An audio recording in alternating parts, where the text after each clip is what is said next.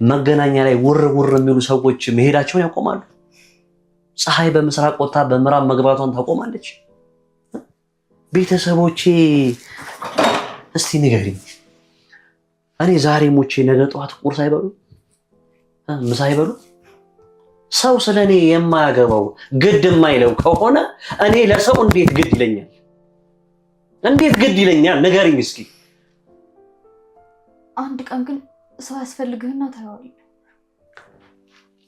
መቼም ሰው አጥቼ አላውቅም። እነዚያ ሰዎች ገንዘብ ብለው ነው የሚመጡት። እኔም ደግሞ ገንዘብ በዚህም በዛም ብዬ እይዛለሁ። ያኔ እንደ ሽንት ጨርቅ የምረግጣቸው ሰዎች በዙሪያ ይሰበሰባሉ። ገንዘብ ጉልበት ነው። ገንዘብ ኃይል ነው። ገንዘብ አቅም ነው። ገንዘብ ሁሉ ነገር ነው።